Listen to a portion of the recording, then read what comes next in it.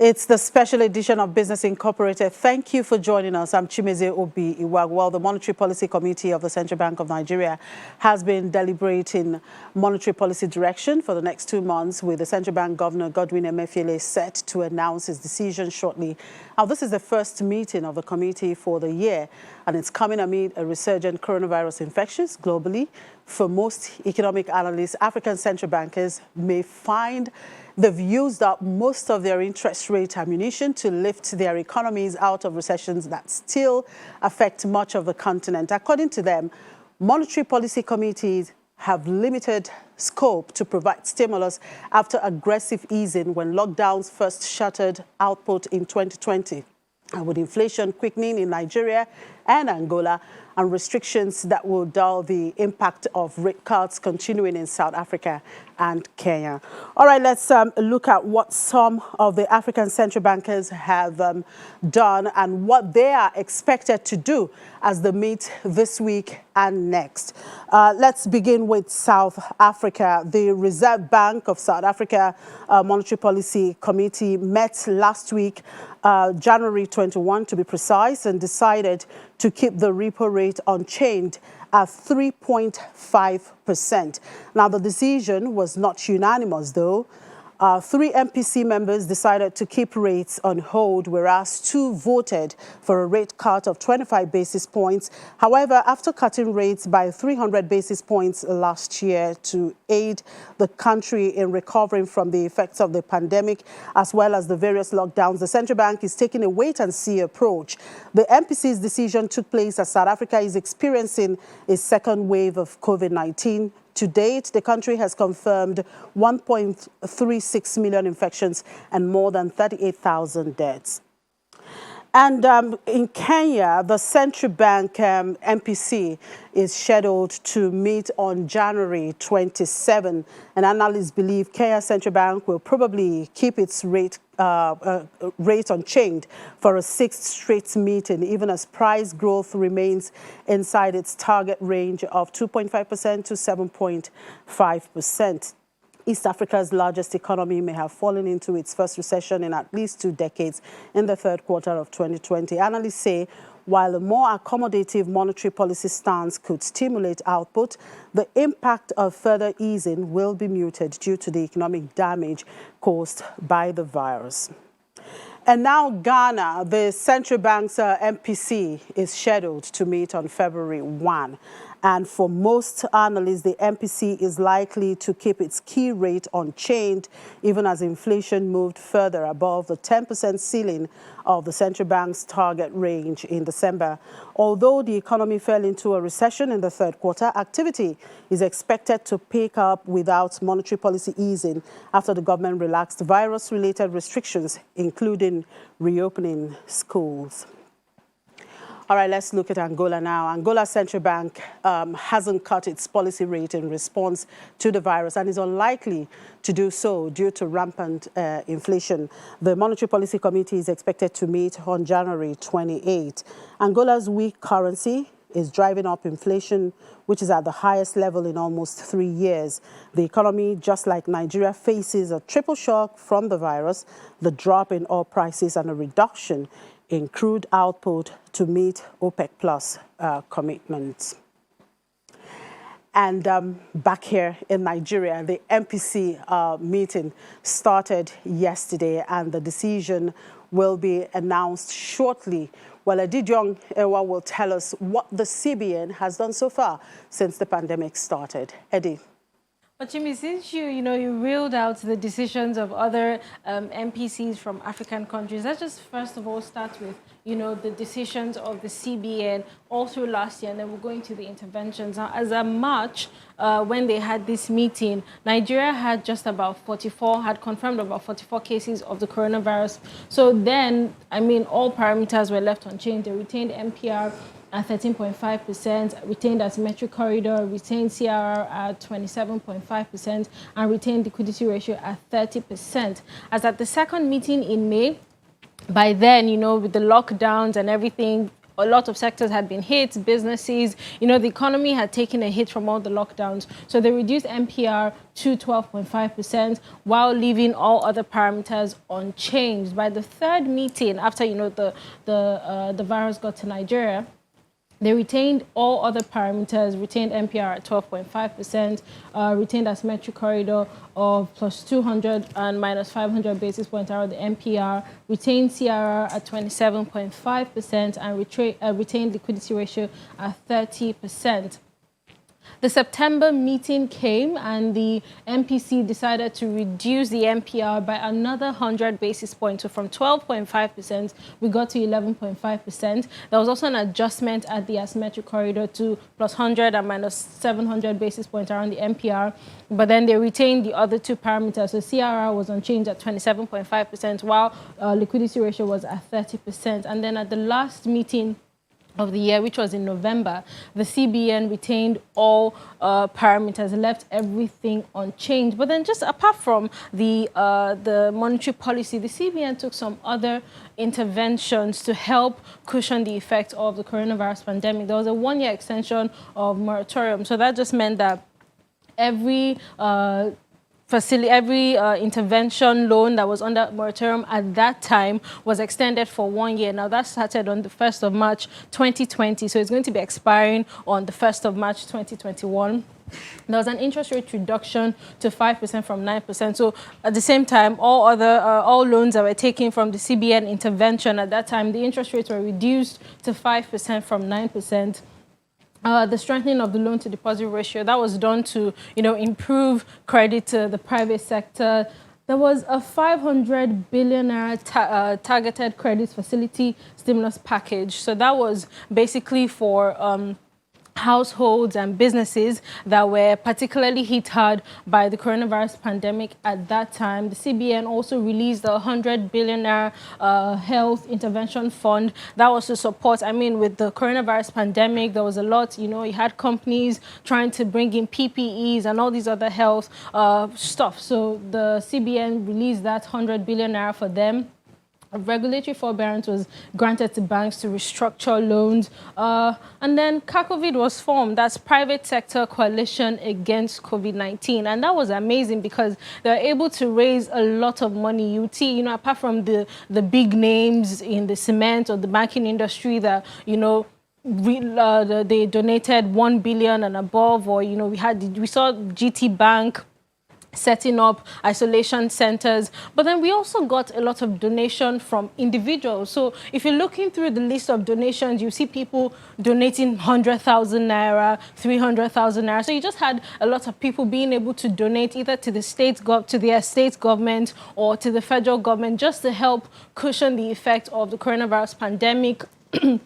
You also had CBN and CACOVID distributing food relief materials in so many states, various states. You know, you had palliatives all across the country. That was just to help, you know, there were lockdowns, businesses had shut, people had lost their jobs, means of livelihoods had ended, you know, so that was just to help feed the people that could not afford to still feed. And then the CBN resumed dollar sales for SMEs and school fees. So these were just some of the things, many things that the CBN did in Nigeria to just help cushion the effect of the coronavirus pandemic. But Chimi, there's a second wave now, so all eyes are on the CBN to see what's going to happen with this new wave. And, you know, there's also stories of new variants, what's going to happen. You know, how is this going to hit the economy again, and what should we be expecting from the fiscal and the monetary policy? Sure, particularly now that, of course, the economy is currently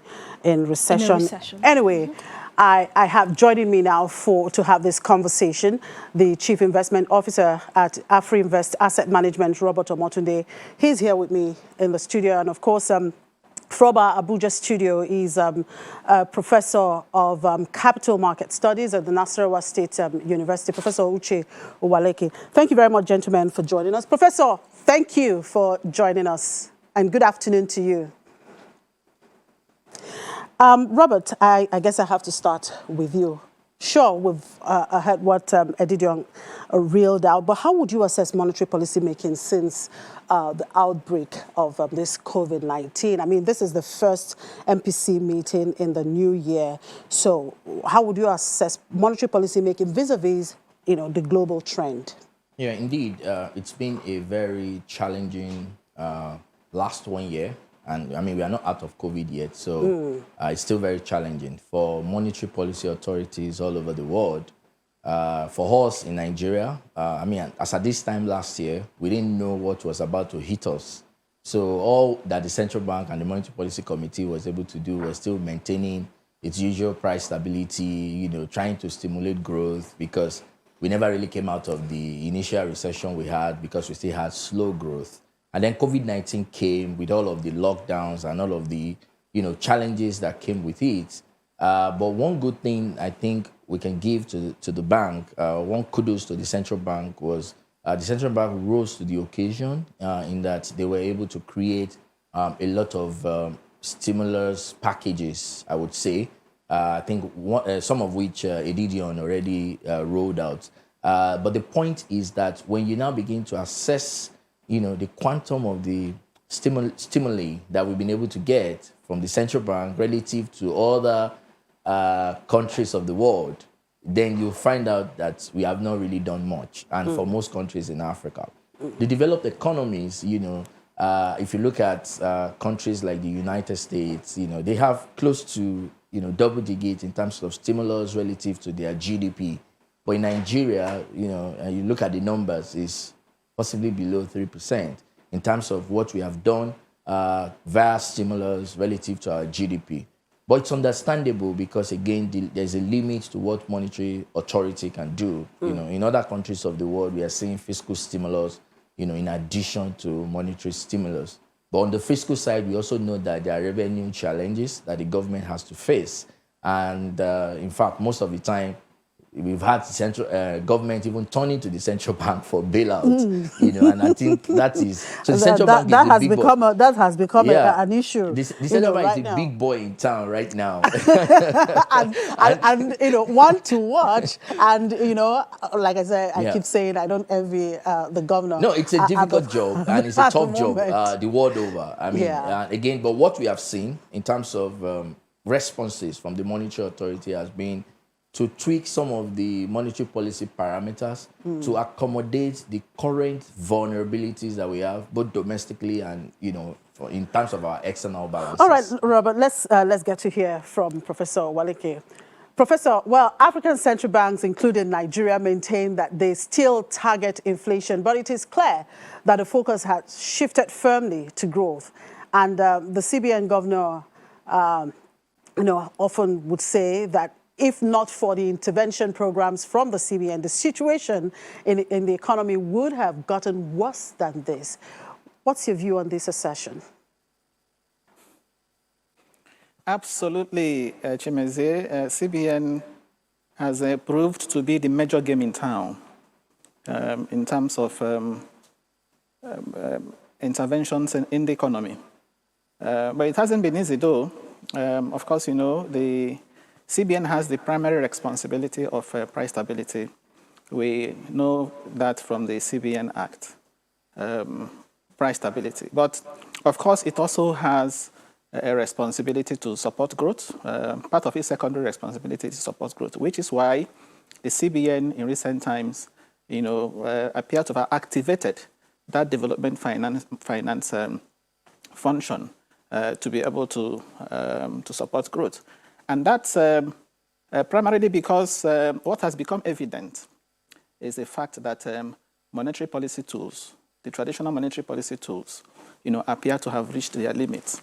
So the central bank is resorting to heterodox measures to ensure that they support economic recovery. You notice that for some time now, the dilemma has been there. I'm not even talking about the monetary policy trilemma.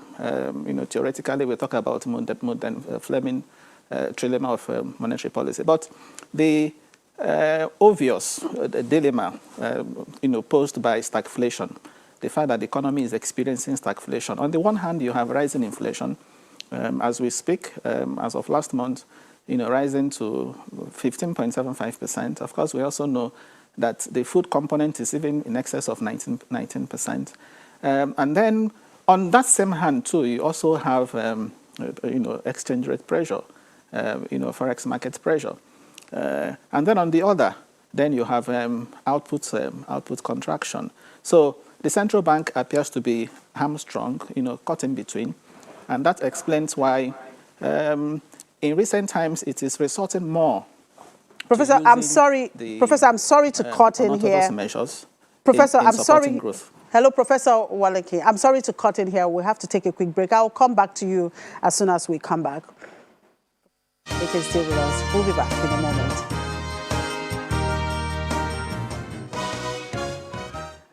This is Business Incorporated special, and we're still looking at the monetary policy so far since the advent of the COVID-19. And I still have with me Professor Owaleke there in Abuja studio. And of course, here with me is the Chief Investment Officer at AfriInvest Security, Robert Omotunde. But Professor, before we went on break, you were talking about CBN's mandate of price stability. Of course, that is a core mandate of the CBN. Now, you did mention the inflation rate. How do you think the CBN fared really in keeping with this primary mandate of maintaining price stability in Nigeria, especially now? Yes, you did mention the headline inflation, above 15%, 15.75%, and you talked about the food inflation, which is approximately at 20%. Yes, Chimezie, you see, the challenge here is the fact that what has become evident is the fact that the inflation in the country hasn't been around monetary factors, hasn't been driven primarily by monetary factors. So to that extent, you wouldn't expect the central bank to have a complete handle, on inflation. It's now obvious that inflation in the country today is more of a supply side issue arising from supply side bottlenecks, as well as legacy issues. Supply side bottlenecks, in the form of, yes, the lingering effects of COVID, the transport and logistic challenges, and then the legacy issues we've had, such as the increase in the value-added tax, the increase in electricity tariffs, increase in pump price of fuel, the border closure that we also had, and earlier in the year too, last year we had flooding in some parts of the country, and on top of that too, we also had insecurity that made it difficult for farmers to go to farms. Don't forget too that food inflation, happens to be the major driver. So all these factors I've mentioned are not factors that the central bank has control over.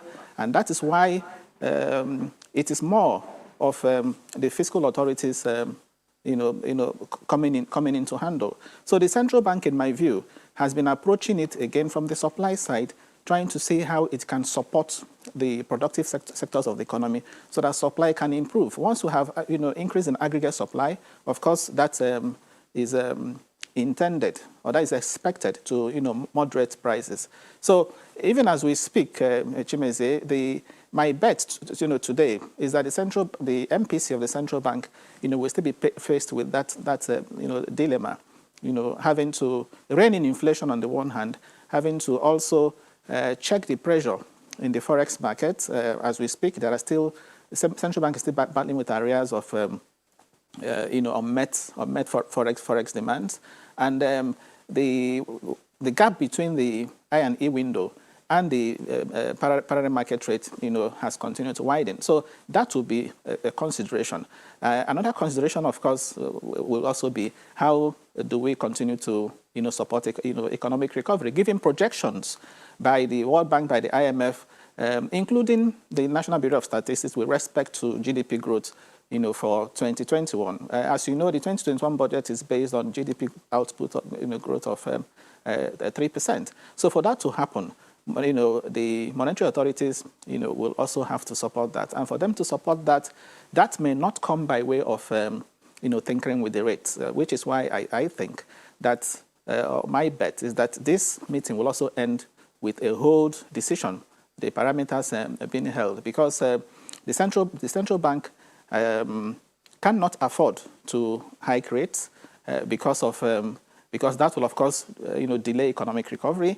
At the same time, it cannot also afford to reduce. There's inflation consideration, and there is also the impact on the on exchange rate, and including even capital flows. That's why they won't be reducing. But of course, in the area of increasing, if they increase, as I said, it's going to hurt growth. It's also going to hurt the economic recovery effort. So I think the central bank will end up, MPs will end up holding all the rest today. Now, look at the countries you've mentioned, in your earlier report. Of all those countries, apart from Angola, if you noticed, all of them have inflation rates below, below that of Nigeria. It's only Ghana that even has inflation rate of, 10.4%. South Africa is well below, 5%. And if you go to developed countries, most of them can today afford to establish asset purchase programs, afford to do quantitative easing because of very low inflation rates. In the US, for example, the Federal Reserve is contending, trying to battle, having the challenge of how to even increase inflation rate to the target rate of 2%. The same with the European Central Bank, the Bank of England, the Bank of Japan. So they can afford to do quantitative easing, asset purchases, but we cannot afford to do so in Nigeria because of the, rise in inflation. And all right, again, Professor. Don't forget there is also the pressure on, forex market. So these are the considerations that will shape today's outcome, which in my view will end with a whole decision. One more thing, Chimeze, monetary policy operates with a lag. That is, very known. And so it is important that the decision that they took in November, in September, it was in September that the rate was reduced from 12.5 to 11.5. It was also in September that asymmetric corridor was, with respect to the standing, lending rates, it was dropped to 100% basis point, and then the standing deposit rate, extended to, plus. Okay, Professor, let's get the view of Robert here. Wait, it's important that the Monetary Policy Committee should allow those decisions to permeate through the economy, before. Considering any other alteration. All right, thank you. Okay, a quick word, Robert. Now, I'm sure you listened to Professor Uwaleke talking about, of course, the central bank has always said it, money supply is not, what contributes to inflation, but data shows that as money supply goes up, inflation, keep going up. Well, he is not of tinkering of the rate, but with what we have seen, money supply going up, inflation going up, don't you think it's time to, perhaps tinker with the rate, maybe upwards to control the inflation, particularly even with the Fitch warning of, the federal government debt funded by the CBN, stoking inflation? Yes. Again, I think I align with most of the views of Professor Uwaleke in terms of the transmission between monetary policy rate and inflation, in the real sense of it. Hypothetically, you could, or theoretically, you will want to say that when rates go up, you will tend to see, increases in price level. But empirical research has not really shown that inflation in Nigeria is majorly driven by, demand side factors. Rather, they are driven by supply side factors, which the professor already mentioned. So without delving too much into that. But the thing is that as we speak right now, and given, the potency of the monetary policy rate, I do not think that if the central bank or the monetary policy committee wants to, either stimulate economic activities or, curb inflation, MPR is that particular rate to touch because the transmission is very weak between MPR and the market rate. So what I would expect at this meeting, is that as far as we know that the transmission is weak, there are certain efforts that the central bank is already making, such as increasing loan to deposit ratio. Even if you analyze, top 13 banks, it seems like only about 3 banks are complying with that 65%, minimum threshold. But that said, if we really want to, stimulate growth in the economy, we need to increase lending to the real sector. Okay. And that lending is not going to come by either tweaking MPR upwards or downwards. So whatever the central bank is doing ingeniously to get the banks to lend to the real sector, is that major thing that I think will help the economy. But in terms of inflation, I don't think that even raising MPR at this time will curb inflation. Never. It won't happen. All right, thank you, Robert. At this point, we have to end this session now. But we're coming back at the nick of time, to still deliberate on some of these issues because the central bank, of course, will be briefing shortly. And that's it on Business Incorporated Special Edition. Thank you very much for watching. I'm Chimezie Obi Iwago.